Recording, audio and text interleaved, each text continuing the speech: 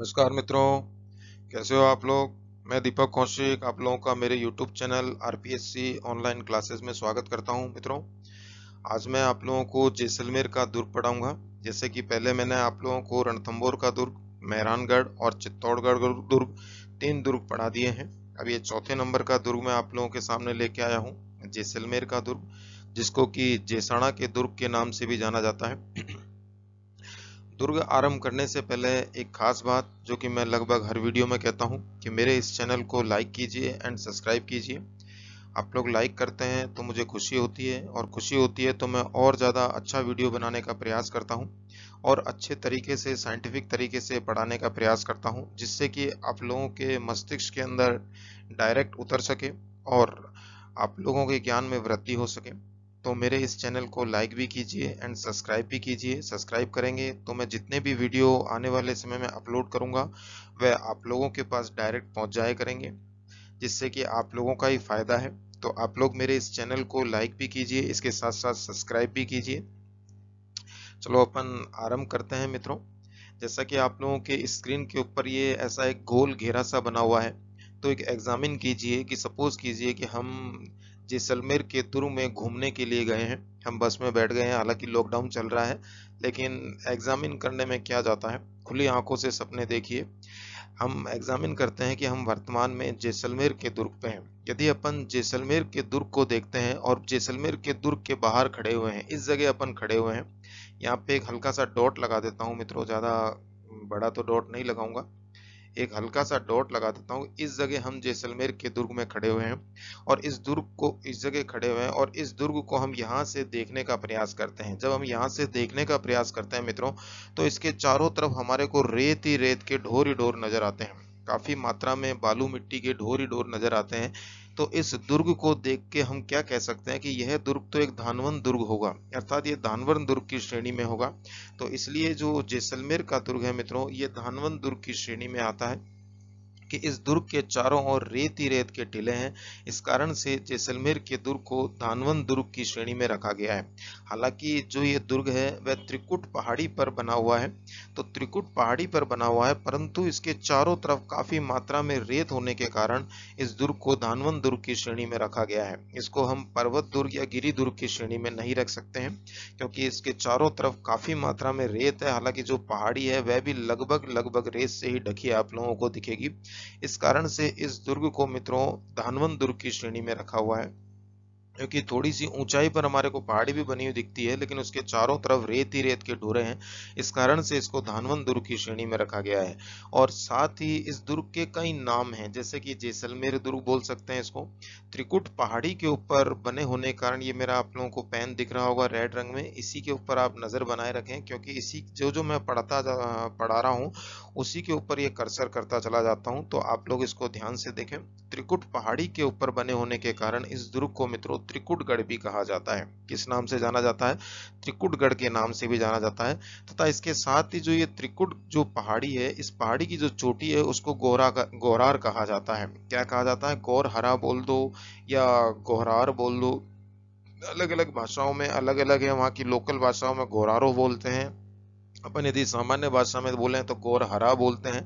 तो गौरहरा की चोटी के ऊपर स्थित होने के कारण इस दुर्ग को गौरहारगढ़ के नाम से भी जाना जाता है। क्लियर हो गई मित्रों बात? त्रिकुट पहाड़ी की जो वहां पर पहाड़ी बनी हुई है उसकी चोटी जो है गौरहरा के नाम से जानी जाती है वहां पर। तो इस कारण से इस दुर्ग को मित्रों गौरहारगढ़ के नाम से भी जाना जाता है। क्लियर हो गई बात मित्रों? इसके साथ साथ ये जो दुर्ग है राजस्थान की सदैव रक्षा करता रहा है। राजस्थान में जो उत्तर की तरफ से आक्रमण हुआ करते थे, हालांकि ये जो है ये पश्चिम की तरफ बना हुआ है, लेकिन जो उत्तर की तरफ से आक्रांता भारत के अंदर आक्रमण करते थे, तो इधर से राजस्थान के पाकिस्तान से होते हुए राजस्थान में यहाँ प्रवेश करते थे। उस समय पाकिस्तान अलग से कोई देश नहीं था, भारत के अंदर ही था। तो उधर से जो प्रवेश होता था राजस्थान में, तो ये सदैव राजस्थान की रक्षा किया करता था। तो उत्तर की तरफ से यह रक्षा करने के कारण इस दुर्ग को उत्तर भड़ किवाड़ भी कहा जाता है। उत्तर भड़ किवाड़ भी कहा जाता है। इसके साथ साथ उत्तरी द्वार का रक्षक या उत्तरी द्वार का पहरेदार के नाम से भी जाना जाता है। यह जो दुर्ग है, भाटी जो साम्राज्य हुआ राजपूत वंशों में, तो भाटी साम्राज्यों की वीर गाथा के रूप में यह बहुत बड़ा बखान करता है। तो भाटियों का यहाँ पर शासन रहा। और इस दुर्ग के यदि अपन निर्माण से संबंधित देखते हैं कि इस दुर्ग का जो निर्माण है वह किसने करवाया, किस समय करवाया, तो इस दुर्ग का यदि अपन निर्माण देखते हैं मित्रों, तो ये 1155 में इस दुर्ग का निर्माण आरंभ करवाया गया। और इस दुर्ग के निर्माण में जो समय लगा वो लगभग 7 वर्ष का समय लगा मित्रों। कितने वर्षों का समय लगा है? 7 वर्षों का समय लगा है।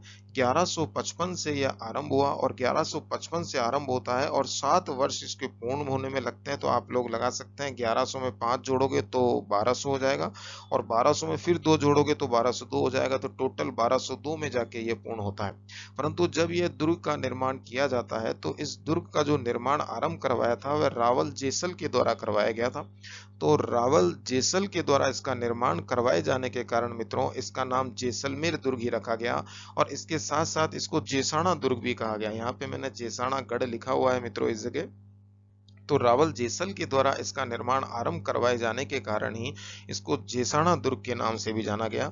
और रावल जेसल ने जो इस दुर्ग का निर्माण करवाया था वह इंसाल ऋषि की सलाह पर करवाया था। उस समय कोई ऋषि हुआ करते होंगे इंसाल नाम के, तो उन इंसाल ऋषि ने इनको सलाह दी थी कि राजा तुम एक यहाँ पर दुर्ग का निर्माण करवाओ। और उन्हीं की सलाह के आधार पर इन्होंने जैसलमेर दुर्ग का निर्माण करवाया। क्लियर हो गई बात मित्रों। परंतु जब ये इसका राव जेसल इस दुर्ग का निर्माण करवा रहे थे तो इस दुर्ग के निर्माण को पूर्ण नहीं करवा पाए। इसका कारण था कि पूर्ण ना करवाने का एक मुख्य कारण बताया जाता है मित्रों कि मध्य में ही राव जेसल की मृत्यु हो जाती है, अर्थात दुर्ग के निर्माण के दौरान ही राव जेसल की मृत्यु हो जाती है।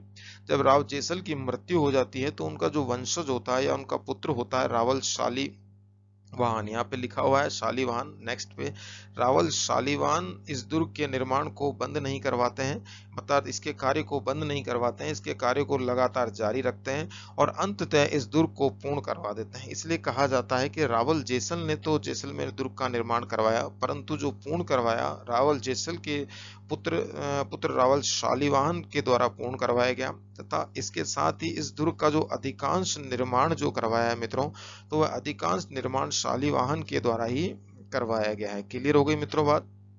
और अभी अपन कहाँ खड़े हुए हैं? इस जगह खड़े हुए हैं और इस जगह खड़े हुए हैं और सूरज की रोशनी जो इस दुर्ग के ऊपर पड़ रही है मित्रों, जैसे ही इस सूरज की रोशनी इसके दुर्ग के ऊपर पड़ती है तो दूर से ये सोने की तरह चमकता हुआ नजर आता है। किस प्रकार से चमकता हुआ नजर आता है मित्रों?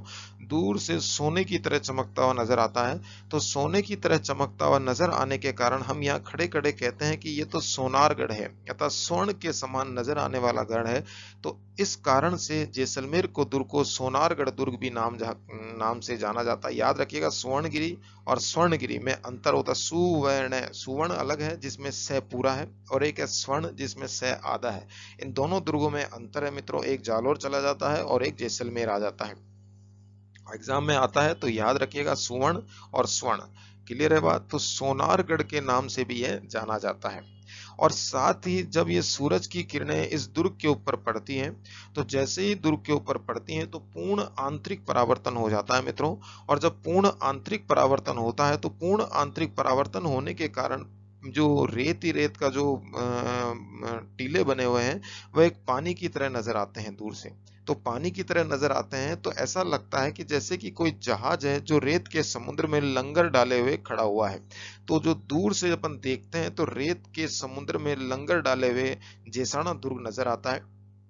तो ये किस कारण नजर आता है? पूर्ण आंतरिक परावर्तन के कारण नजर आता है कि सूर्य की किरणें सीधी आती हैं और वापस लौटकर चली जाती हैं। आप लोगों ने कई बार बसों में सफर किया होगा मित्रों। जब हम बसों में सफर करते हैं तो धूप, जो दिन के समय सफर करते हैं और तेज धूप होती है तो जो डामर होता है इतना गर्म हो जाता है और उस पर पूर्ण आंतरिक परावर्तन हमारे को देखने को मिलता है और हम दूर सड़क को देखते हैं तो वहां पर डामर ना दिखकर पानी नजर आता है कि यहाँ पर पानी गिरा हुआ है। तो वह क्या है मित्रों? पूर्ण आंतरिक परावर्तन का ही एक उदाहरण होता है जिसे हम मरीचिका नाम देते हैं। एक सामान्य भाषा में अपन कह सकते हैं उसको मरीचिका। तो मरीचिका के कारण, जैसे हिरण आप लोगों ने पढ़ा भी होगा आप लोगों के छोटी स्टैंडर्ड की क्लासों के अंदर की मरीचिका का उदाहरण देखा होगा कि हिरण जो होता है वह रेगिस्तान में पानी की तलाश के लिए दूर दूर तक भागता है और उसका दूर दूर तक भागने का कारण ये होता है कि जब धूप की किरणें रेत के ऊपर गिरती हैं और रेत गर्म हो जाती है तो वहां पर पूर्ण आंतरिक परावर्तन होता है और मरीचिका का उदाहरण बनता है। तो हिरण जैसे ही मिट्टी की तरफ देखता है, दूर पड़ी हुई मिट्टी की तरफ देखता है, तो उसको पानी का एक स्रोत नजर आता है और वह पानी पीने के लिए वहां पर भागता है। जैसे ही वहां पर पहुंचता है तो उसे रेत के कण ही नजर आते हैं, पानी नजर नहीं आता है, और इस प्रकार से वह अंततः भागता ही रहता है पानी की तलाश में। तो यही एक मरीचिका का उदाहरण है जिसे हम पूर्ण आंतरिक परावर्तन कहते हैं। तो जैसलमेर का जो दुर्ग है, जब सूर्य की किरणें सीधी जैसलमेर के दुर्ग पर पड़ती हैं तो वहां पर मरीचिका का निर्माण होता है, और दूर से देखने पर क्या लगता है कि कोई एक जहाज है जो रेत के समुद्र में लंगर डालकर खड़ा हुआ है। तो आप खुद सोच सकते हैं कि कितना सुंदर हमारा ये जैसलमेर का दुर्ग नजर आता होगा। अब इसके साथ साथ यदि अपन इस दुर्ग के जो घेरा है, इस घेरे की यदि अपन लंबाई और चौड़ाई देखते हैं, तो इस लंबाई और चौड़ाई 1500 इंटू 750 वर्ग मीटर है। अर्थात 1500 इंटू 750 वर्ग मीटर के घेरे पर यह दुर्ग बना हुआ है। क्लियर हो गई बात। अब यदि अपन यहाँ पर खड़े हुए हैं मित्रों, और यहाँ पर खड़े होकर पुनः जैसलमेर दुर्ग की तरफ देखते हैं, जैसे ही हम देखते हैं जैसलमेर दुर्ग की तरफ, तो बाहर से यदि अपन देख रहे हैं मित्रों, तो बाहर से हमारे को इस दुर्ग का ये परकोटा नजर आ रहा है, चारों तरफ ये परकोटा नजर आ रहा है। हम इस परकोटे को देखते हैं तो इस प्रकार का ये परकोटा नजर आता है। यूं थोड़ा माउस से इस प्रकार की टेढ़ी मेढ़ी आकृति बनती है मित्रों, लेकिन आप लोग समझ जाइएगा। इस प्रकार का चारों तरफ से घेरी हुई ये बुर्जें नजर आती है मित्रों, इन्हें बुर्ज कहते हैं। ये चारों तरफ से इस प्रकार से मैं आप लोगों को डायग्राम बनाने का प्रयास कर रहा हूं, हालांकि काफी तरीके से बना रहा हूं, फिर भी माउस से उतनी क्लियरिटी नहीं आ पाती, इसकी पेन टैब से आती है। पेन टैब लाऊंगा। ये इस प्रकार से हमारे को चारों तरफ ये इस प्रकार से हमारे को चारों तरफ ये बुर्ज नुमा सी आकृति नजर आती है। तो ये घाघरे नुमा आकृति का परकोटा बन रखा है। तो घाघरे नुमा आकृति का जो परकोटा बना हुआ गोल घेरे में है, और घाघरे नुमा आकृति का परकोटा बना हुआ है, इसलिए इस जो दुर्ग है, इस दुर्ग का जो परकोटा बताया गया मित्रों, घाघरा नुमा परकोटा बताया गया। जैसा कि यहाँ पर मैंने लिख भी रखा है कि घाघरा नुमा परकोटा बना हुआ है। जब घाघरा जो होता है मित्रों कमर में बांधा जाता है, बनी बनाई बात है, सर के ऊपर तो घाघरा बांधा नहीं जाता है। यदि आपने किसी को सर के ऊपर घाघरा बांधे हुए देखा हो तो मुझे जरूर बताइएगा कमेंट बॉक्स में लिख के कि सर के ऊपर भी घाघरा बांधा जाता है। तो जो घाघरा नुमा जो आकृति है, तो घाघरा कमर पे बांधा जाने के कारण इस दुर्ग को कमरकोट दुर्ग के नाम से भी जाना जाता है। किस नाम से जाना जाता है मित्रों?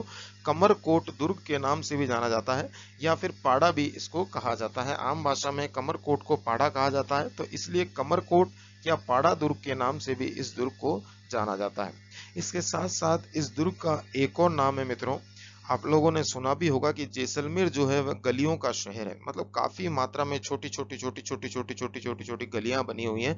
तो इस कारण से जो जैसलमेर दुर्ग है मित्रों, वह गलियों के शहर के नाम से भी प्रसिद्ध है। तो यह भी याद रखिएगा कि राजस्थान का ऐसा कौन सा शहर है जो गलियों के शहर के नाम से प्रसिद्ध है।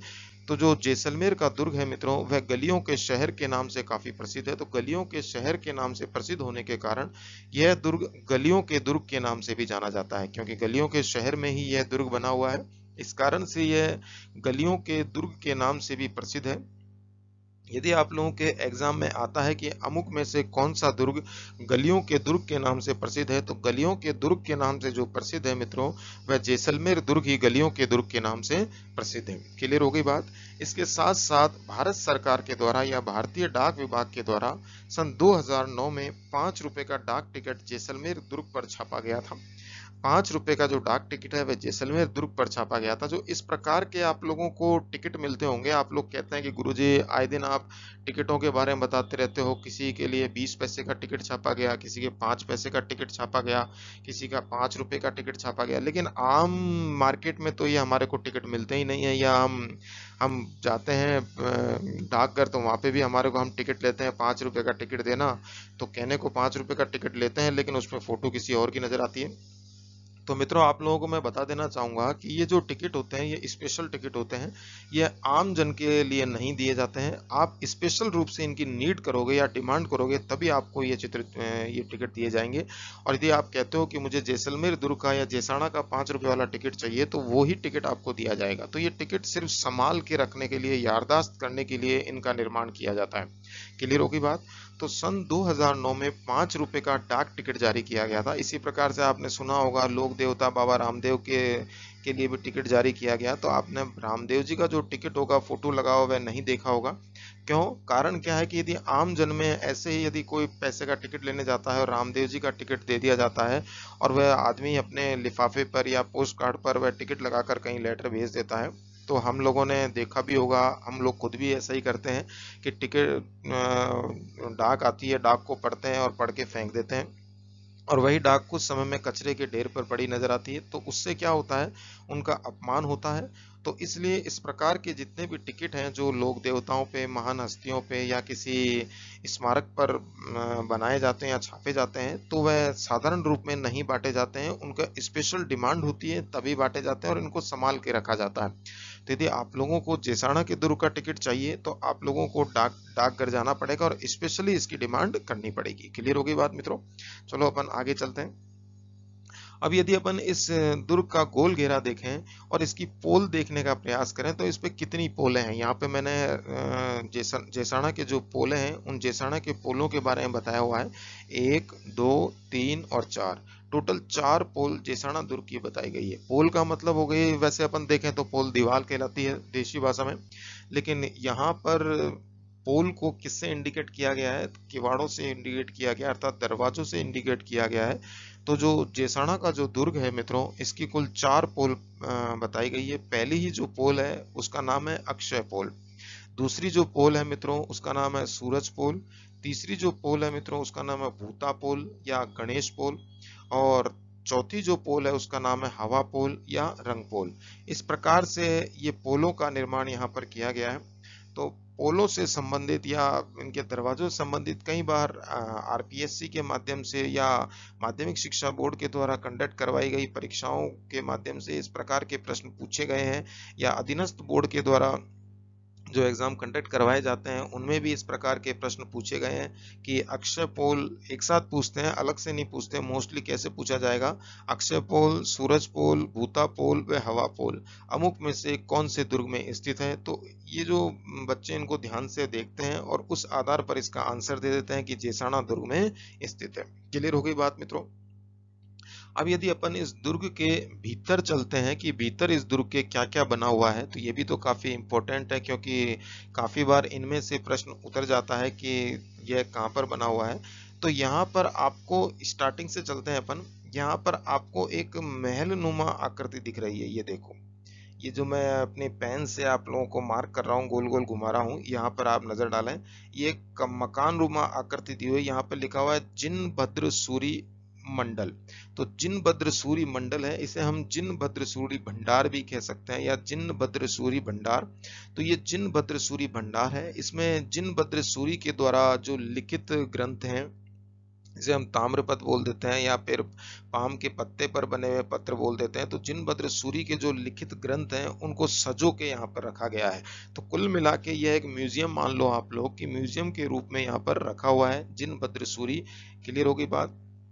इसके थोड़े से अपन ऊपर चलते हैं तो यहाँ पर मित्रों हमारे को एक मंदिर नुमा आकृति सी बनी हुई नजर आ रही है और इसके आगे तीर का निशान लगा हुआ है और यहाँ पर लिखा हुआ है स्वांगिया माता। जो स्वांगिया माता का जो मंदिर स्थित है वह कहाँ पर स्थित है? जैसलमेर दुर्ग में स्थित है। यदि आप लोगों के एग्जाम में प्रश्न आता है कि स्वांगिया माता का मंदिर कहाँ स्थित है मित्रों, तो जैसलमेर दुर्ग के अंदर ही स्वांगिया माता का मंदिर स्थित है। इसके साथ साथ जो स्वांगिया माता है वह जैसलमेर के भाटी राजवंश की कुल देवी के रूप में भी पूजी जाती हैं। यदि आप लोगों के एग्जाम में यदि यह प्रश्न आता है कि जैसलमेर के भाटी वंश की कुल देवी कौन सी है, तो जैसलमेर के जो भाटी वंश हैं उनकी कुल देवी स्वांगिया माता के नाम से जानी जाती है। क्लियर हो गई बात मित्रों? इसके साथ यदि अपन और चलते हैं तो यहाँ पे 2 महल रूपी आकृति बनी हुई दिख रही है, अर्थात 2 महल रूपी आकृति बनी हुई है, जिसका नाम है रंग महल और दूसरे का नाम है मोती महल। एक का नाम है रंग महल और दूसरे का नाम क्या है मित्रों? मोती महल। चाहे इसको फर्स्ट मान लो चाहे आप इसको फर्स्ट मान लो, दोनों में से किसी को भी एक फर्स्ट मान लो। यहाँ पे तो मैंने सिर्फ एक डायग्राम के रूप में समझाने का प्रयास किया है, लेकिन वहाँ पे तो यदि आप ओरिजिनल रूप में जैसलमेर दुर्ग जाते हो तो स्पष्ट रूप में आपको मिलेगा कि ये रंग महल है और ये मोती महल है। क्लियर होगी बात। इन दोनों महलों का जो निर्माण करवाया था मित्रों, वह भाटी राजवंश के राजा मूलराज द्वितीय के द्वारा करवाया गया था। रावल मूलराज द्वितीय के द्वारा ही किसका निर्माण करवाया गया मित्रों? ये रंग महल और मोती महल का निर्माण करवाया गया। यदि आप लोगों के एग्जाम में प्रश्न आता है कि रंग महल व मोती महल विद्यमान है, तो ये कहाँ विद्यमान है? ये जैसलमेर के दुर्ग में विद्यमान है और इसका जो निर्माण करवाया गया था वह मूलराज द्वितीय के द्वारा करवाया गया था। क्लियर है बात मित्रों। अब यदि अपन और आगे चलते हैं तो यहाँ पर एक गोल नुमा आकृति बनी हुई है जिसको हम कुएं का इंडिकेशन दे रहे हैं कि ये कुआं है, अर्थात ये कुआं है और इस कुएं को जेसलू के कुएं के नाम से जाना जाता है मित्रों। तो जेसलू के जो कुआं है वह कहाँ पर स्थित है? जैसलमेर दुर्ग में स्थित है। यदि अपन इस जेसलू के कुएं का इतिहास देखें कि किसने बनवाया, किस प्रकार से बनवाया, तो कब बनवाया, तो कब तो अपन नहीं बता सकते कि कौन से ईयर में बनवाया होगा। हाँ, यूं कह सकते हैं कि ये द्वापर में बना हुआ कुआं है, जो लोक ग्रंथ कहते हैं या दंत कथाएं कहती हैं। तो वह दंत कथाएं क्या कहती हुई नजर आती हैं मित्रों? दंत कथाएं कहती हैं कि एक समय था, एक द्वापर में एक समय था, उस समय भगवान कृष्ण और अर्जुन यहाँ पर घूमने के लिए आए थे। यहाँ पर इस जगह घूमने के लिए आए थे। तो उस समय तो शायद ये दुर्ग नहीं बना था। तो उस समय यहाँ घूमने के लिए आए तो भगवान कृष्ण अर्जुन से कहते हैं कि हे अर्जुन, भविष्य में मेरे जो वंशज हैं इस जगह राज करेंगे। भविष्य में जो मेरे वंशज हैं इस जगह राज करेंगे, इसलिए उनके भविष्य में उनके जीवन में पानी की कोई कमी ना हो, इसलिए मैं यहाँ पर एक कुएं का निर्माण करूंगा और उस कुएं से मेरे जो वंशज हैं वह अपने पानी की प्यास बुझाएंगे। तो भगवान कृष्ण क्या करते हैं, अपना जो चक्रव्यूह होता है, जो भगवान कृष्ण की उंगली के ऊपर आपने नाटकों में देखा होगा घूमते हुए, या फिर आपने पिक्चरों में देखा होगा, इसके साथ साथ आपने फोटोओं में भी देखा होगा घूमते हुए। तो वो जो भगवान कृष्ण का जो सुदर्शन चक्र होता है, चक्रव्यूह बोल दो चाहे सुदर्शन चक्र बोल दो, तो सुदर्शन चक्र होता है, उस सुदर्शन चक्र से यहाँ पर एक कुएं का निर्माण करते हैं और इस कुएं का क्या नाम रखा गया था मित्रों? जेसलू का कुएं के नाम से यह जाना गया। तो आप लोग याद रखिएगा कि दंत कथाओं के आधार पर इस कुएं का निर्माण भगवान कृष्ण ने अपने सुदर्शन चक्र से करवाया था। क्लियर हो गई बात। इसके साथ यदि अपन और थोड़ा ऊपर जाते हैं, जो मेरा पेन जा रहा है, आप लोगों ने देख रहे होंगे पेन रेड रंग में है मेरा पेन, तो इस पेन जा रहा है, यहाँ पर भी एक और महल नुमा आकृति बनी हुई है जिसका नाम है बादल महल। क्लियर हो गई बात। इसका नाम क्या बताया गया है मित्रों? बादल महल बताया गया है। जो इस बादल महल का जो निर्माण करवाया था वह सिलावटों ने करवाया था। सिलावट एक जाति हुआ करती थी जो पहले सिल्लियों का काम किया करती थी। इतिहास कहता है कि सिलावट कौन कहलाते थे, क्योंकि पहले के जमाने में जो जातियां हुआ करती थी मित्रों, वह कर्म प्रधान हुआ करती थी। जैसा हम कर्म करते थे वैसा ही उसकी जाति का नाम रख दिया जाता था। तो जो सिलावटें थी, सिलावट जो जाति बताई गई है, वह सिल्लियों का काम, पत्थरों का काम करा करते थे। तो सिलावटों के द्वारा इस बादल महल का निर्माण करवाया गया। और सिलावट क्या करते हैं, महारावल वैरी सिंह को यह जो महल है उसको उनको गिफ्ट रूप में प्रस्तुत कर देते हैं या भेंट रूप में दे देते हैं कि राजा, इस दुर्ग का निर्माण हमने, इस महल का निर्माण हमने करवाया है, लेकिन आपके रहने के लिए यह महल हमने बनवाया है, तो आप इसे भेंट स्वरूप स्वीकार करें। तो जितने भी सिलावट थे उनके द्वारा महारावल वैरी सिंह को यह जो महल है भेंट स्वरूप प्रस्तुत कर दिया गया था। और यह कहीं हमें विवरण नहीं मिलता कि कौन से सिलावट ने बनवाया, उस आदमी का क्या नाम था, बस सिलावटों ही देखने को हमारे को मिलता है। क्लियर हो गई मित्रों बात। अब यदि अपन डायरेक्ट यहाँ पे नीचे आए, ये वाला पोर्शन तो मैं आप लोगों को पढ़ा चुका हूँ, पढ़ा चुका हूँ, और यहाँ पर यदि अपन जाते हैं और यहाँ पर देखते हैं तो यहाँ पर हमें एक और महल नुमा आकृति बनी हुई मिल रही है मित्रों, जिसे हम सर्वोत्तम विलास कहते हैं। क्या कहते हैं? सर्वोत्तम विलास कहते हैं। इस सर्वोत्तम विलास का जब हम अध्ययन करते हैं तो यहाँ पर कांच का काम बहुत अच्छी तरीके से किया हुआ है, बहुत बारीकी से किया हुआ हमारे को दिखता है। तो सर्वोत्तम विलास में कांच का काम बहुत बारीकी से करे जाने के कारण इसको शीश महल के नाम से भी जाना जाता है। क्लियर होगी मित्रों बात। एक शीश महल आमेर के दुर्ग में भी स्थित है, याद रखिएगा। तो सर्वोत्तम जो विलास है उसमें कांच का काम अच्छी बारीकी से किए जाने के कारण इसको शीश महल के नाम से भी मित्रों जाना जाता है। और इसका जो निर्माण करवाया वह महारावल अखे सिंह के द्वारा करवाया गया। याद रखिएगा, महारावल अखे सिंह के द्वारा करवाया गया। क्लियर है बात। इसके साथ हमारे को एक और मंदिर नुमा आकृति हमारे को देखने को मिलती है। इस मंदिर नुमा आकृति को हम देखते हैं तो यहाँ पर लिखा हुआ है लक्ष्मी नारायण का मंदिर। क्या लिखा हुआ मित्रों, लक्ष्मी नारायण का मंदिर। और इस लक्ष्मी नारायण का मंदिर का जो निर्माण है महारावल वेरीशाल के समय में हुआ था। किसके समय में हुआ था, महारावल वेरीशाल के समय में हुआ था। जो ये लक्ष्मी नारायण का मंदिर है तो वह मूल रूप से भगवान विष्णु को समर्पित है। अब लक्ष्मी के नारायण कौन है, भगवान विष्णु ही है। तो दिखती सी बात है, लक्ष्मी के पति कौन है, भगवान विष्णु है।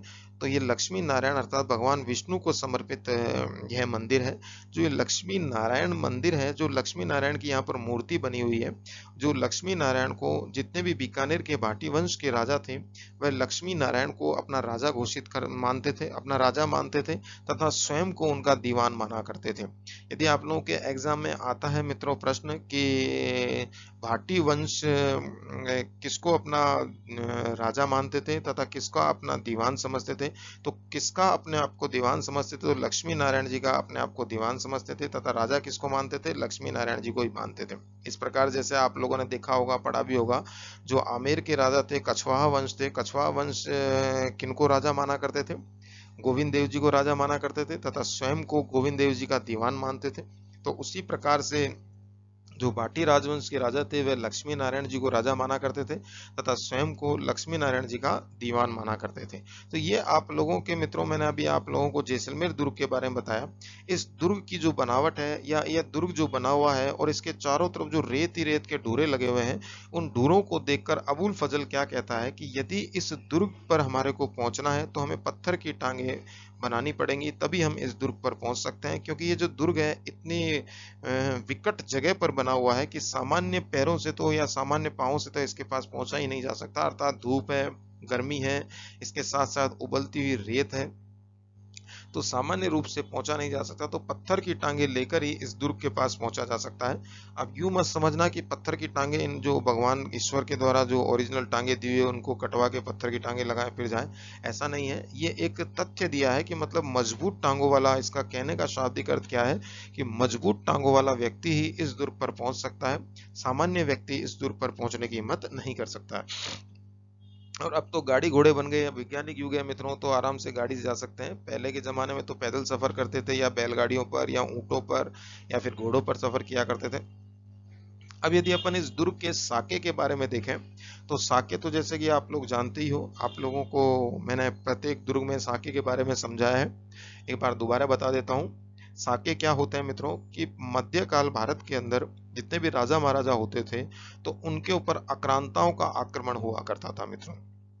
आक्रांताओं का जैसे ही आक्रमण हुआ करता था, बाहर से जो मुगल आया करते थे उनके ऊपर आक्रमण किया करते थे, अफगान आया करते थे आक्रमण किया करते थे, तो आक्रमण जब करते थे, जब राजा को यह पूर्ण रूप से विश्वास हो जाता था कि अब जीतने की कोई संभावना नहीं है और अब गेट अंततः खोलना ही पड़ेगा, तो राजा क्या करते थे, गेट खोल देते थे किले के। इसके साथ ही राजा केसरिया वेश धारण करते थे। क्या धारण करते थे मित्रों, केसरिया वेश धारण करते थे। और जितनी भी रानियां हुआ करती थी तथा दासियां होती थी, एक अग्नि कुंड का निर्माण कर लेती थी, चारों आग जला लेती थी और उसके चारों तरफ खड़ी हो जाया करती थी। और राजा केसरिया ड्रेस धारण करते थे और युद्ध को निकल जाते थे। और युद्ध में जब विजय हो जाते, वीर गति को प्राप्त कर लेते, तो उसे केसरिया होना कहते थे। और जैसे ही राजा वीर गति को प्राप्त करता था तो एक संदेशवाहक तुरंत रानी के पास खबर पहुंचाता था कि राजा जी जो है केसरिया हो गए। और केसरिया हो गए तो तुरंत रानी, जितनी भी रानियां दासियां जितनी भी हुआ करती थी, उस अग्नि कुंड में कूद जाया करती थी। तो इन दोनों को मिलाकर क्या कहा जाता था, साका कहा जाता था। और एक अर्ध साका हुआ करता था। तो अर्ध साके में क्या होता था मित्रों, अर्ध साके में जो राजा थे वो तो केसरिया हो जाया करते थे, परंतु जो रानियां होती थी वह रानियां जौहर नहीं कर पाती थी। अग्नि कुंड के अंदर कूदना ही जौहर कहलाता है मित्रों, जौहर नहीं कहला कर पाती थी, इसे अर्ध साका कहते थे। जो राजस्थान में जो अर्ध साका हुआ है वह जैसलमेर दुर्ग में ही हुआ है। जैसलमेर दुर्ग में टोटल 3 बार साके हुए हैं, 3 साके हुए हैं, जिसमें से एक साका आधा हुआ है जो कि 3rd नंबर का है। तो इसलिए कहा जाता है कि 2.5 साके जिस दुर्ग में हुए वह जैसलमेर दुर्ग कहलाया। यदि आप लोगों के एग्जाम में आता है कि 2.5 साका कहाँ हुआ है, तो जैसलमेर दुर्ग में ही 2.5 साका हुआ है मित्रों। पहला जो साका होता है वह अलाउद्दीन खिलजी, जो दिल्ली का आक्रांता था, जो अलाउद्दीन खिलजी विस्तारवादी नीति की प्रवृत्ति का व्यक्ति था। तो अलाउद्दीन खिलजी आक्रमण करता है किसके ऊपर? जैसलमेर दुर्ग के ऊपर। और जब जैसलमेर दुर्ग के ऊपर अलाउद्दीन खिलजी आक्रमण करता है तो उस समय जैसलमेर दुर्ग के जो भाटी वंश होता है वह मूल राज होते हैं, अर्थात मूल राज का शासन होता है। तो इस युद्ध में मूल राज केसरिया होते हैं तथा उनकी जितनी भी रानियां दासियां होती हैं वह सारी की सारी जौहर कर लेती हैं। तो जौहर करने के कारण यह जैसलमेर का प्रथम शाखा होता है। इसकी सारी डिटेल मैं अगले पृष्ठों में बताऊंगा आपको मित्रों। नेक्स्ट यदि अपन देखें दूसरा शाखा, इसमें फिरोज शाह तुगलक आक्रमण करता है जैसलमेर के दुर्ग पर। और उधर भाटी वंश के कौन शासक होते हैं? रावल दूदा होते हैं। इसमें भी क्या होता है? फिरोज शाह तुगलक की विजय होती है तथा रावल दूदा केसरिया होते हैं तथा उनकी रानियां और दासियां जितनी भी होती हैं वह सारी की सारी जौहर कर लेती हैं। तो ये जैसलमेर का दूसरा शाखा हो गया। यहाँ पर तीसरा शाखा है। तीसरा शाखा कौन है? अमीर अली आक्रमण करता है। अमीर अली आक्रमण करता है और अमीर अली आक्रमण करता है तो उस समय जैसलमेर का जो राजा होता है लूणकरण होते हैं। इन दोनों के मध्य घमासान युद्ध होता है और इस युद्ध में लूणकरण जो होते हैं वह केसरिया हो जाते हैं, लेकिन इनकी जो रानियां होती हैं और दासियां होती हैं वह जौहर नहीं कर पाती हैं। तो जौहर नहीं करने के कारण यह जो शाखा है वह अर्ध शाखा हुआ, अर्थात आधा शाखा हो गया। इस कारण से जैसलमेर दुर्ग में टोटल कितने शाखे हुए मित्रों? 2.5 शाखे हुए हैं। ये आप लोगों को मित्रों मैंने जैसलमेर दुर्ग समझाया, ये काफी शॉर्ट में समझाया। अब अपन नेक्स्ट पेज के ऊपर जो जैसलमेर दुर्ग मैं आपको समझाने वाला हूँ वह ब्रीफली समझाऊंगा। मेरे वीडियो में बने रहें और ब्रीफली भी आप लोग पढ़ें। ये तो शॉर्ट में समझाया, जो शॉर्ट में मैंने डायग्राम के माध्यम से समझाया आप लोगों को कैसा समझ में आया आप लोग मुझे कमेंट बॉक्स में जरूर बताइएगा। इसके साथ साथ मेरे चैनल को लाइक भी कीजिएगा और सब्सक्राइब भी कीजिएगा। चलो अपन चलते हैं नेक्स्ट पेज के ऊपर मित्रों। नेक्स्ट पेज के ऊपर चलते हैं तो यहाँ पर डायरेक्ट लिखा हुआ है जैसलमेर दुर्ग। जो जैसलमेर दुर्ग का जो निर्माण करवाया वह विक्रम संवत 1212 में श्रावण सुदी 12 इतवार का दिन था मूल नक्षत्र था को रावल जैसल ने इंसाल ऋषि की सलाह पर करवाया, अर्थात रावल जैसल ने इंसाल ऋषि की सलाह पर ही इसकी नींव रखी थी। यदि अपन आधुनिक माह देखें तो 12 जुलाई 1155 ईस्वी में इसके निर्माण आरंभ करवाया गया, परंतु कुछ समय के पश्चात रावल जैसल की मृत्यु हो गई। बाद में उसके पुत्र शालीवाहन सेकंड ने जैसलमेर का अधिकतर निर्माण करवाया। तो यदि अपन देखें तो जैसलमेर का अधिकतर निर्माण किसके द्वारा करवाया गया मित्रों? शालीवाहन सेकंड के द्वारा करवाया गया। आप लोगों के एग्जाम में आता है प्रश्न कि जैसलमेर दुर्ग का निर्माण रावल जैसल के द्वारा करवाया गया था, परंतु अधिकांश निर्माण किसके द्वारा करवाया गया? तो शालीवाहन सेकंड के द्वारा करवाया गया। यदि इसके दुर्ग के निर्माण का समय अपन देखते हैं तो इस किले को बनाने में 7 वर्ष का समय लगा। यह जो दुर्ग है मित्रों धानवंत दुर्ग की श्रेणी में आता है, जैसा कि मैंने आप लोगों को बताया कि धानवंत दुर्ग की श्रेणी में आता है। तो धानवंत दुर्ग की श्रेणी में आने के कारण ही यह धानवंत दुर्ग कहलाता है।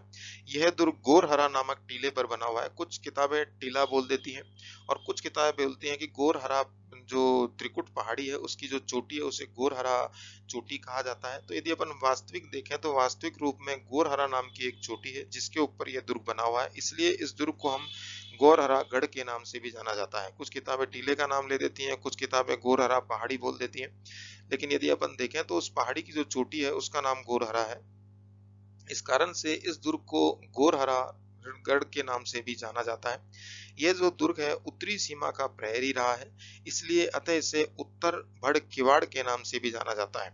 उत्तरी सीमा का प्रहरी होने के कारण यह जो दुर्ग है वह उत्तर भड़ किवाड़ के नाम से भी जाना गया। अब यहाँ पर लिखा हुआ मित्रों त्रिकुट नामक पहाड़ी पर पीले बलुआ पत्थरों से निर्मित इस गढ़ पर जब सूरज की किरणें पड़ती हैं तो यह स्वर्णिम मरीचिका। नेक्स्ट पेज पे चलते हैं मित्रों अपन। स्वर्णिम मरीचिका का दृश्य प्रस्तुत होता है, इसी कारण इसको सोनगिरी, सोनारगढ़ या स्वर्णगिरी आदि नामों से पुकारते हैं। क्लियर हो गई बात। तथा त्रिकुटगढ़ भी कहा जाता है, क्योंकि त्रिकुट पहाड़ी पर स्थित है इसलिए इसे त्रिकुटगढ़ भी कहा जाता है। वह इसके साथ ही लोक काव्य में इसे जेसाणगढ़ भी कहा जाता है, क्योंकि रावल जैसल ने इसका निर्माण करवाया था, इसलिए लोक काव्य लोक जो काव्य है अर्थात कविताएं हैं उनमें इसको जेसाणगढ़ के नाम से भी जाना जाता है। इसके साथ यदि अपन आगे देखें तो अबुल फजल ने इस दुर्ग को देखकर कहा कि ऐसा दुर्ग जहां पहुंचने के लिए पत्थर की टांगे चाहिए। अर्थात इतने दुर्गम स्थान पर यह दुर्ग बना हुआ है कि इस दुर्ग पर पहुंचने के लिए पत्थर की टांगे चाहिए। यहाँ अबुल फजल का मतलब पत्थर की टांगे नहीं है कि प्योर भाटे की टांगे बनाई जाए। इसका मतलब है कि ठोस मजबूत टांगों का होना अति आवश्यक है, तभी जेसाणा तक पहुंचा जा सकता है। क्लियर हो गई बात।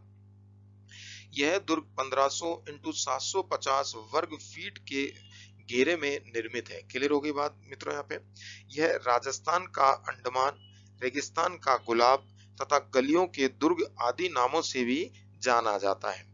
यह दुर्ग राजस्थान में चित्तौड़गढ़ के बाद दूसरा बड़ा लिविंग फोर्ट है। पहला लिविंग फोर्ट आपको बता चुका हूं, सबसे बड़ा लिविंग फोर्ट है चित्तौड़गढ़ दुर्ग तथा इसके साथ ही जो दूसरा लिविंग फोर्ट है वह आवासीय दुर्ग। लिविंग का मतलब होता है आवास, अर्थात दूसरा जो आवासीय दुर्ग है वह राजस्थान का कौन सा दुर्ग है? जैसलमेर दुर्ग है। अर्थात यदि हम जैसलमेर दुर्ग में जाते हैं तो वहां पर भी हमें आवास अर्थात जनता बसी हुई मिलती है दुर्ग के अंदर।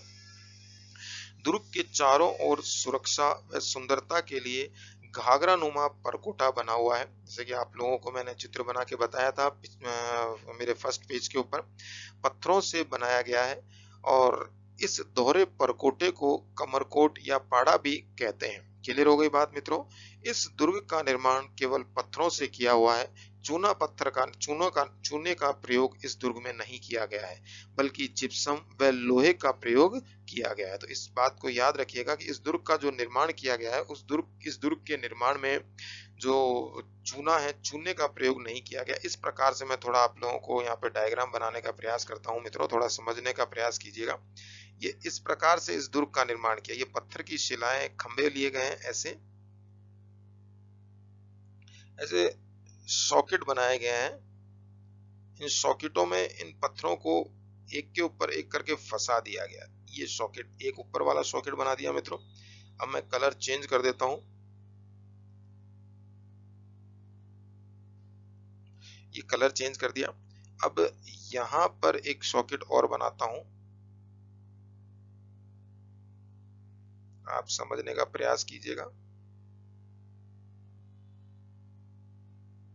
और ध्यान से देखिएगा कि जेसाणा के जो बड़े बड़े पिलर बने हुए हैं वो किस आधार पर रुके हुए हैं। ये आपको मैं बता दिया। सपोज करो ये 1 नंबर का पिलर है, ये B नंबर का पिलर है, तो दोनों को एक दूसरे के अंदर फिट कर दिया गया है। तो एकदम से फिट कर दिया और जिप्सम लगा दिया गया यहाँ पे। तो ये यहाँ पर जो इस प्रकार के सॉकेट बनाए गए और एक दूसरे के सॉकेट में फिट करके जेसाणा दुर्ग का निर्माण करवाया गया। तो यहाँ पर चूने का जो प्रयोग है बिल्कुल नहीं किया गया है। इसके साथ साथ इनको चिपकाने के लिए जिप्सम प्रयोग किया गया है तथा लोहे का भी प्रयोग आपको यहाँ पर देखने को मिलता है। क्लियर होगी बात। यह दुर्ग त्रिकुटाकृति का है और जिसमें सर्वाधिक 99 बुर्ज हैं। जो आप लोगों को थोड़ी देर पहले बताया कि यह घाघरा नुमा आकृति में बना हुआ है और घाघरा नुमा आकृति में बना हुआ है और यहाँ पर ये बुर्ज है। ये आप लोगों को फर्स्ट पेज पे मैंने बताया था। तो ये इस प्रकार के जो ये बुर्ज बने हुए हैं जेसाणा के चारों तरफ, जो ये दीवार है इस प्रकार की आकृति ली हुई है मित्रों, इनकी जो संख्या है वह 99 बताई गई, अर्थात 99 बुर्ज है। इस दुर्ग पर सन 2009 में 5 रुपए का डाक टिकट जारी किया गया था। अक्षय पोल, सूरज पोल, भूत पोल, हवा पोल इस दुर्ग के मुख्य दरवाजे हैं मित्रों। क्लियर हो गई बात। अपन नेक्स्ट पेज पे चलते हैं। नेक्स्ट पेज जेसुला कुआ। जैसा कि मैंने आप लोगों को बताया था, जेसुला कुआ भगवान कृष्ण ने अपने सुदर्शन चक्र से अपने वंशजों को के लिए खुदवाया था, जिससे उनके वंशजों को आने वाले समय पानी की किसी प्रकार की समस्या ना हो। नेक्स्ट है सर्वोत्तम विलास। इस महल का निर्माण महारावल अकेसिंह के द्वारा करवाया गया, जिसे शीश महल भी कहते हैं, क्योंकि कांच का अत्यधिक काम होने के कारण इसको शीश महल भी नाम दिया गया है मित्रों। नेक्स्ट है रंग महल व मोती महल। इस रंग महल और मोती महल का निर्माण मूलराज सेकंड के द्वारा करवाया गया तथा साथ ही बादल विलास नेक्स्ट है बादल विलास सन 1884 1884 ईस्वी में सिलावटों ने इस विलास का या बादल विलास का निर्माण करवाया तथा महारावल वेरीशाल सिंह को भेंट कर दिया। यह 5 मंजिला महल है, जिसकी नीचे की 4 मंजिलें वर्गाकार और ऊपर की अंतिम मंजिल गुंबदाकार गोल है। इस बात को याद रखिएगा। जो बादल विलास है टोटल 5 मंजिला है, जिसमें नीचे की जो 4 मंजिलें हैं वह तो वर्गाकार है तथा ऊपर की जो है मंजिल वह गुंबदाकार गोल है। इस महल पर ब्रिटेन की वास्तुकला की छाप दिखाई देती है। यदि एग्जाम में आए कि राजस्थान के कौन से महल पर ब्रिटेन की वास्तुकला की छाप दिखाई देती है, तो बादल महल पर वास्तुकला की छाप दिखाई देती है। इसके साथ ही गज महल, जवाहर विलास महल, आदिनाथ जैन मंदिर आदि बने हुए हैं। नेक्स्ट है लक्ष्मी नारायण मंदिर। यदि अपन लक्ष्मी नारायण मंदिर देखें तो भगवान विष्णु को समर्पित इस मंदिर का निर्माण सन 1437 ईस्वी में महारावल वेरीशाल के शासन काल में करवाया गया। जैसलमेर के महारावल श्री लक्ष्मी नारायण जी को जैसलमेर का शासक मानते हैं, वह स्वयं को उनका दीवान मानते हैं। याद रखिएगा। इसी प्रकार से जो आमेर के कछवा वंश है वह गोविंद देव जी को राजा मानते हैं तथा स्वयं को उनका दीवान मानते हैं। नेक्स्ट है स्वांग्या देवी का मंदिर। यह भाटी शासकों की कुल देवी है। यह मंदिर आईनाथ के मंदिर के नाम से भी जाना जाता है। इस बात को याद रखिएगा। आईनाथ के मंदिर के नाम से किस मंदिर को जाना जाता है, तो स्वांग्या देवी के मंदिर को आईनाथ के मंदिर के नाम से भी जाना जाता है, जो कि भाटी राजवंशों की कुल देवी है। यहाँ पर लिखा हुआ जिनभद्र सूरी भंडार। यहाँ पर प्राचीन काल की जैन पांडुलिपियां स्थित हैं। ताड़ के पत्तों पर लिखी जाने वाली हस्तलिखित ग्रंथों का एक दुर्लभ व सबसे बड़ा भंडार है, जो जिनभद्र के द्वारा लिखा गया था। अपन नेक्स्ट पेज पे चलते हैं मित्रों। इसके लेखक जिनभद्र सूरी थे। लास्ट है पेज आप लोगों का ये। नेक्स्ट है साके। यहाँ पे 1, 2 और 3 साके दिए हुए हैं। जो तीसरे नंबर का साका है मित्रों वह 2.5 साका कहलाया, अर्थात आधा साका हुआ था, पूरा नहीं हुआ था। अपन प्रथम पे चलते हैं। अलाउद्दीन जो खिलजी है मित्रों, वह विस्तारवादी प्रवृत्ति का एक शासक था, जो कि उस समय दिल्ली की गद्दी पर बैठा हुआ था और जैसलमेर दुर्ग पर आक्रमण करता है। जब अलाउद्दीन खिलजी जैसलमेर दुर्ग पर आक्रमण करता है 1313 में, तो उस समय वहां का जो शासक था वह रावल मूल राज वहां के शासक थे। यदि अपन यहाँ के साके की डेट देखते हैं कि कौन से ईयर में किया गया, तो 1313 में किया गया, जो कि भाटी वंश का गौरवमयी इतिहास। लेखक है हनुमान प्रसाद भाटी। प्रकाशक कौन है, इतिहास शोध संस्थान जोधपुर। इनके आधार पर जो जैसलमेर के दुर्ग पर अलाउद्दीन खिलजी ने जो आक्रमण किया था मित्रों, वह 1313 में किया था। लेकिन हरि सिंह भाटी के अनुसार ये जो साका हुआ वह 1295 ईस्वी में हुआ। अब इन दोनों में कंफ्यूजन है, तो कोई भी डेट हम निश्चित रूप से नहीं कह सकते कि कौन सी डेट पर किया, क्योंकि दोनों ही डेट में हम लोग उपस्थित नहीं थे। क्लियर हो गई बात। हम तो वही पढ़ते हैं जो इतिहास में लिखा हुआ है। तो अलाउद्दीन खिलजी भाटी शासक रावल मूलराज पर आक्रमण करते हैं, जिसमें रावल मूलराज कुंवर रतन सिंह के नेतृत्व में राजपूतों ने केसरिया किया तथा जितनी वीरांगनाएं थी उन्होंने जौहर किया। क्लियर हो गई बात मित्रों। हरि सिंह भाटी के अनुसार। क्लियर है। नेक्स्ट है अपना द्वितीय शाखा, जो कि 1357 ईस्वी में हुआ।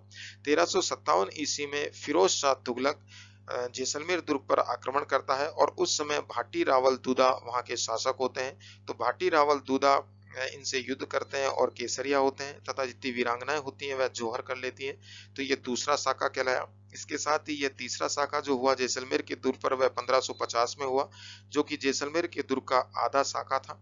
तो आधा शाखा था, तो ये आधा शाखा जैसलमेर के दुर्ग पे था। तो 1550 में कांधार का शासक अमीर अली आक्रमण करता है और उस समय जो शासक होते हैं जैसलमेर के भाटी लूणकरण होते हैं। तो भाटी जो लूणकरण है वो तो वीर गति को प्राप्त हो जाते हैं, अर्थात केसरिया हो जाते हैं, परंतु जितनी भी रानियां थी वह रानियां जौहर नहीं कर पाती हैं। तो इस कारण से ये जो शाखा है ये आधा शाखा कहलाया। तो इस आधार पर हम कह सकते हैं मित्रों कि जैसलमेर में 2.5 शाखे हुए। आप लोगों के एग्जाम में यदि आता है कि ऐसा कौन सा दुर्ग जहां पर 2.5 शाखे हुए, तो जैसलमेर दुर्ग या जैसलना दुर्ग पे 2.5 शाखे हुए मित्रों। इसके साथ ही जैसलमेर दुर्ग समाप्त होता है। आप लोगों को मेरे द्वारा दी गई जैसलमेर दुर्ग की जानकारी कैसी लगी, आप लोग मुझे कमेंट बॉक्स में जरूर बताइएगा। इसके साथ साथ मुझे लाइक और सब्सक्राइब भी कीजिएगा। सब्सक्राइब करने से मेरे आने वाले वीडियो आप लोगों के पास डायरेक्ट पहुंच जाएंगे। इसके साथ ही मित्रों मैं विदा लेता हूं और जल्द ही एक और नए वीडियो के साथ आप लोगों के सामने हाजिर होता हूं। नमस्कार दोस्तों।